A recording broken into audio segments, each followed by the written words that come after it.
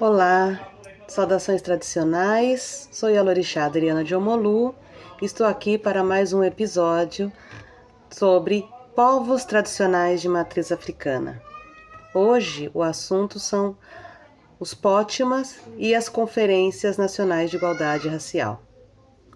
A primeira Conferência Nacional de Igualdade Racial aconteceu em maio de 2005. Foi um momento de efervescência, era um momento que todo o movimento negro, mais os povos tradicionais de matriz africana, poderiam se colocar, existir e a partir desse lugar discutir políticas públicas.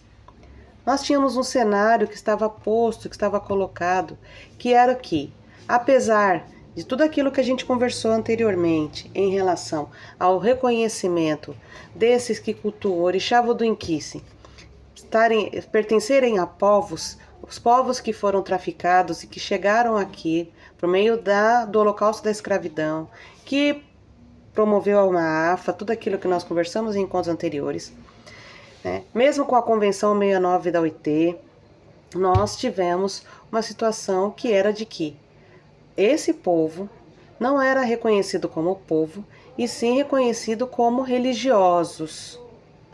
Como um povo, não era um povo, um povo que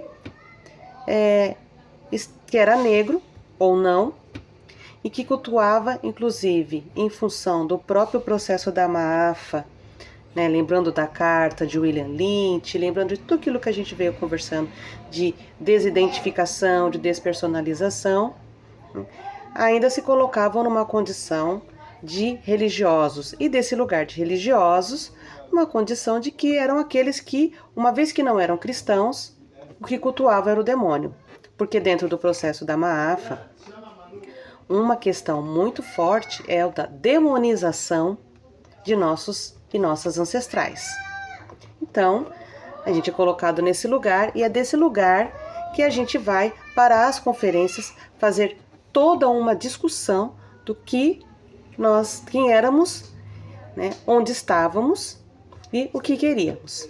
Então, lembrando, o que é uma conferência? Conferência é o espaço, por excelência, em que a sociedade civil se reúne para tanto conferir as políticas que já existem ou que não existem, e que são necessárias ou serem afirmadas, ou serem construídas, ou serem reorganizadas. Como primeira conferência, a grande questão era quais eram as propostas para que se construísse um plano nacional de políticas de igualdade racial.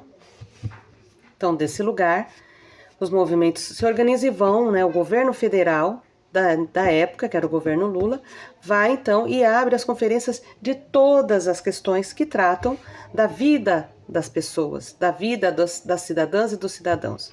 E igualdade racial era uma das questões. Então, lembrando que tudo que a gente vem discutindo é para que a gente possa entender do que se trata a reparação, do que se trata a política de reparação. E é nessa perspectiva, então, que todo o movimento negro se reúne para falar sobre reparação. Desse lugar, estamos nós, povos tradicionais de matriz africana, comunidades de terreiro, né? Hoje é a forma como a gente se coloca, né?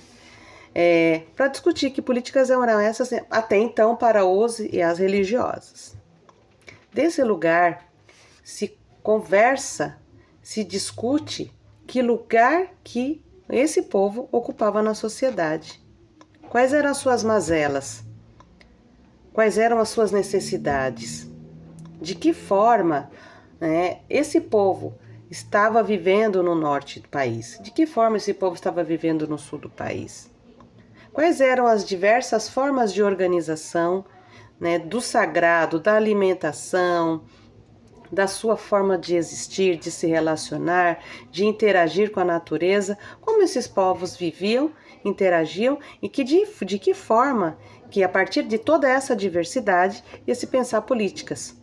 Porque nós estamos falando de povos tradicionais matriz africana, mas no contexto da comunidade negra, da sociedade brasileira que veio para cá e forma a sociedade e que contribui sobremaneira para a diversidade cultural, para a construção, para a edificação desse lugar. Como é que esse povo estava vivendo? Quais eram suas mazelas? Porque é isso. Quando você está numa conferência, você coloca na roda as mazelas.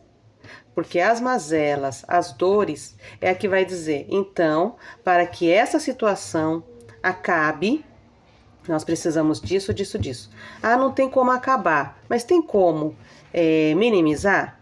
Então, quais são as propostas que nós, que vivemos a dor, vamos trazer, colocar na roda, apresentar como possibilidade de que se transforme em políticas.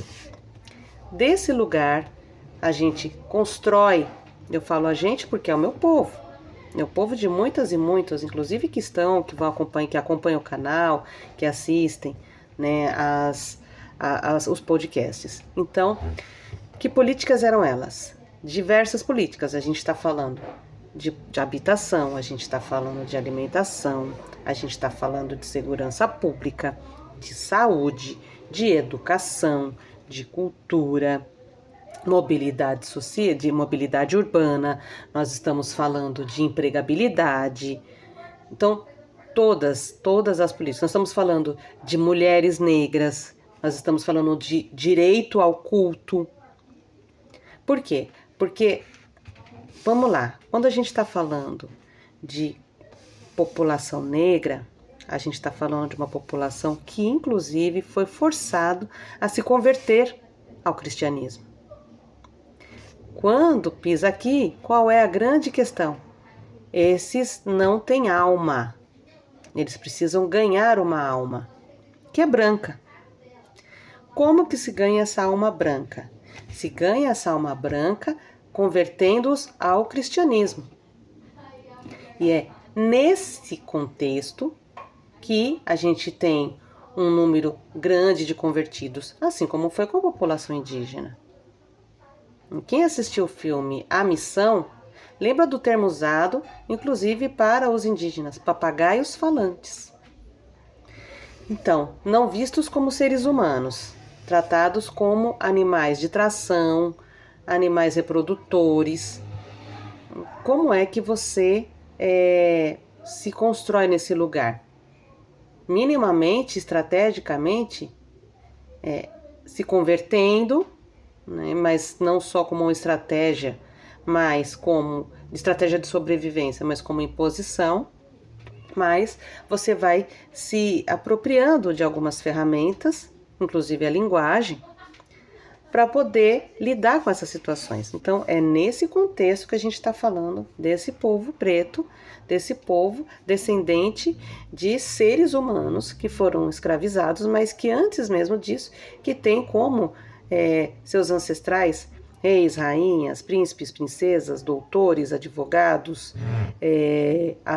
agrônomos, engenheiros, enfim. Essa infinidade de pessoas que tinham uma formação e que contribuíram para a história da humanidade de uma forma ímpar. Filósofos, enfim, escribas. E matriarcas que eram as grandes administradoras, gestoras de comunidades.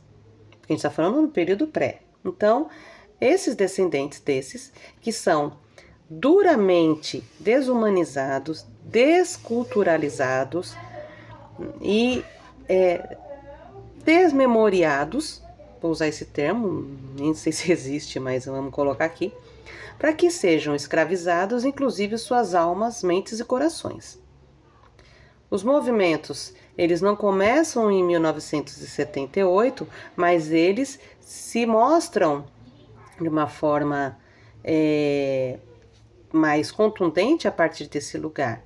Então, você tem esses movimentos que, inclusive, por terem passado por todo esse processo, que é a ideologia da branquitude, também têm dificuldades de entender que esses que continuam cultuando sua ancestralidade sejam vistos como povo. Até porque você precisa ver o outro como seu irmão, sua irmã, né, que veio do mesmo lugar, enquanto sangue, enquanto raiz, e que resistentemente cultuam a ancestralidade. Porque quem está aqui, pós-processo escravagista está convertido. E que isso cresce de uma forma extremamente dura e forte. Então, faz parte do processo de desculturalização a negação da sua própria existência enquanto aqueles que têm como ancestrais Orixá Voodoo Inquice. Na mesma medida em que, com os processos de interação, de troca, em todos os sentidos, de conhecimento, de saberes, de emoções, sentimentos, de todas as formas, também se fazem outras pessoas que são frutos, como nós, do sangue indígena e do sangue africano. Enfim, começa um processo de tentativa de construção de uma política para esse povo dentro da política de igualdade racial. Então, a primeira coisa que você precisa é dizer que existe desse lugar. E como é que você existe desse lugar? Se quando as pessoas olham para você como religioso não cristão, e que por isso cultua o demônio, porque é disso que a gente está falando, no sentido de que, são primitivos, são aborígenes, eles matam bichos, são extremamente atrasados. E é desse olhar, desse lugar que está falando, e de todas essas diferenças, nuances, seja de cor, de território, de formas de se constituir no mundo, como é que você cria políticas? Se você tem gente do norte, do sul, do leste, do oeste, do centro-oeste, como é que você constrói essa política a partir dessa diversidade, reconhecendo esses e essas como aqueles que verdadeiramente, a duras penas e com sangue, mantém uma cultura viva.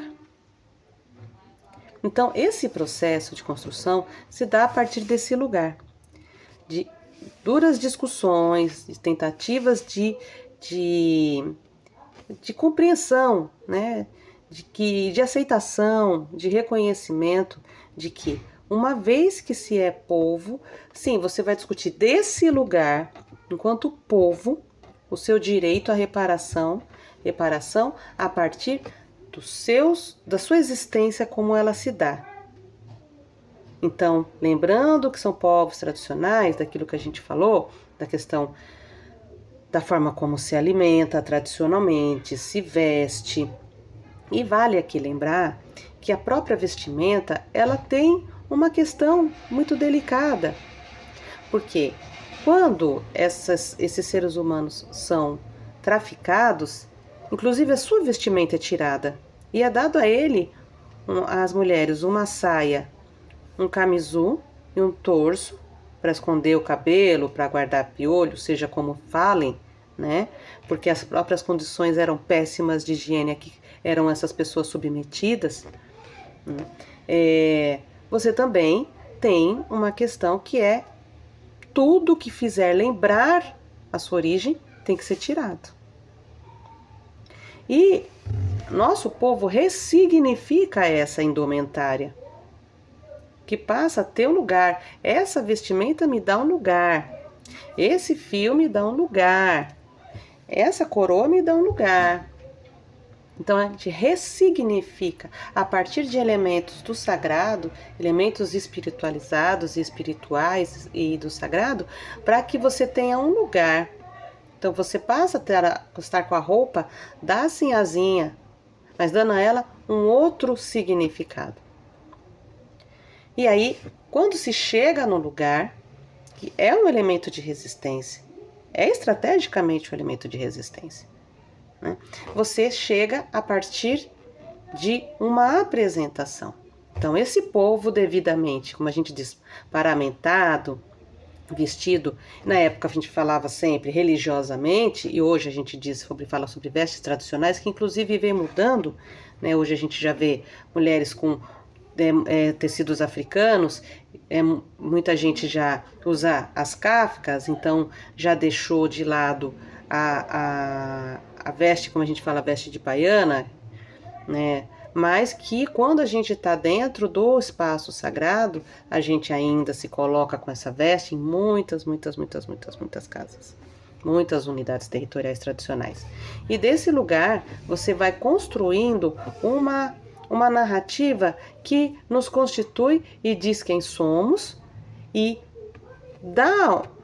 amplia o conceito de povos tradicionais, povos comunidades tradicionais, ou traz, né, faz um recorte, na verdade, não amplia, faz o recorte para esse povo.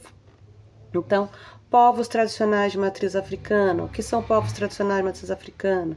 São povos que têm a natureza como divindade, que têm um respeito condicional aos mais velhos e um cuidado condicional com os mais novos, que têm uma alimentação própria, tradicional, né, inclusive em relação à proteína, que também, vale lembrar, da questão da demonização do bode.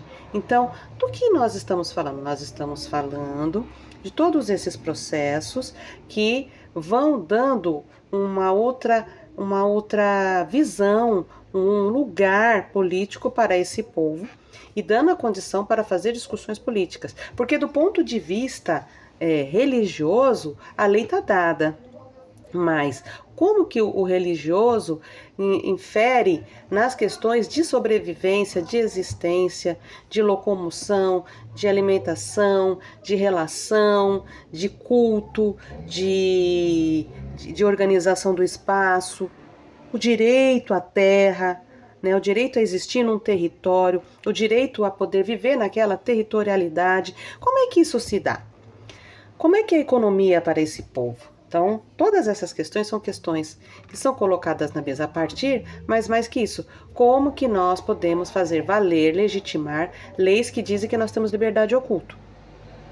Tá, a lei maior, a Carta Magna, Direitos Humanos, né, a Convenção 69 da OIT e assim por diante. Como que esses documentos vão nos ajudar, e aí fica a reflexão, né, a pensar uma política pública para esses povos? Desse lugar, você vai discutindo junto a outros e tentando começa um processo de tirar uma visão de que nós éramos o demônio, mas que sim, nós temos um direito à existência e dentro da política de igualdade racial, nós temos direito a sermos vistos de uma forma peculiar, uma forma particular, a partir dos elementos que nos identificam e que esses elementos que nos identificam não podem ser a razão do nosso extermínio. Porque para construir políticas de igualdade racial, a primeira coisa o racismo está posto, ele existe e ele nos tira de lugares, ele nos exclui, essa política, esse racismo estrutural nos mata, nos impede de vivenciar os direitos enquanto cidadãos e cidadãs de forma plena. Então nós temos que pensar que se a igreja pode sair e fazer suas festas, ter seus feriados, como é que isso fica para nós? O que nós exigimos?